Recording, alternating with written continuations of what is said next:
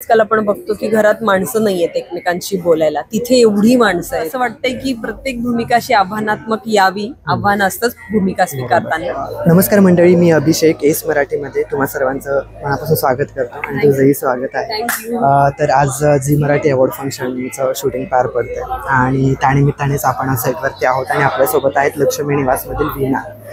तर सर्वप्रथम तुम्ही कशा आहात? मी एकदम मस्त. येस. तर आता झी मराठी हा एक भव्य दिव्य आणि विस्तारित झालेला परिवार आहे आणि तुम्ही त्या परिवाराचा एक अमूल्य हिस्सा आहात.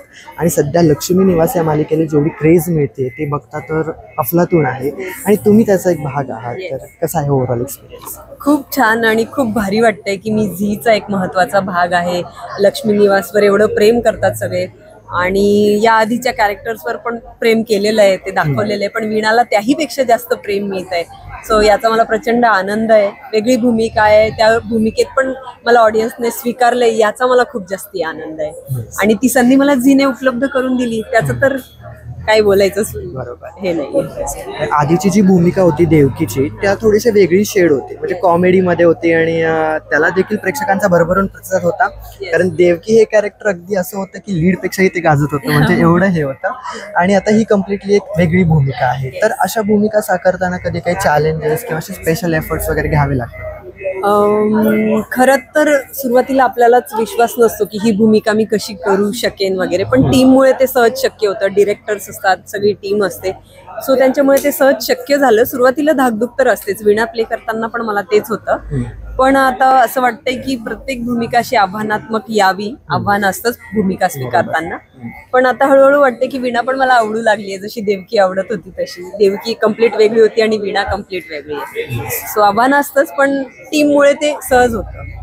तर या झी मराठी अवॉर्ड फंक्शन मध्ये आम्हाला तुमचा काही स्पेसिफिक परफॉर्मोन्स वगैरे बघायला मिळणार आहे का? नाही, झी मध्ये माझा तरी आज यावर्षी तरी परफॉर्मन्स नाहीये. येस. आणि नॉमिनेशन्स? येस, मला सर्वोत्कृष्ट सून असं एक नॉमिनेशन आहे. सो बघूया, होप फॉर दी बेस्ट.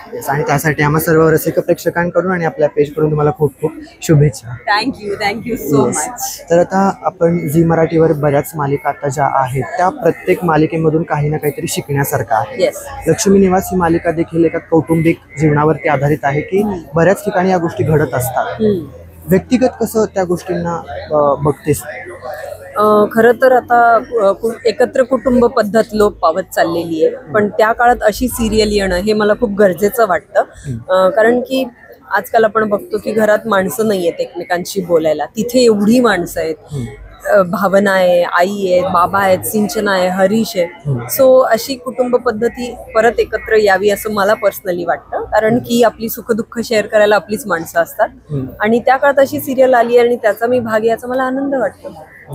आणि हर्षदा मॅम सोबत काम करतानाचा अनुभव कसा आहे? अफलातून. ती आहे म्हणून सगळं सुखकर चाललेलं आहे आणि तीच आमचा एक सहारा असते. ती आमच्यासाठी देवता आहे सेटवर.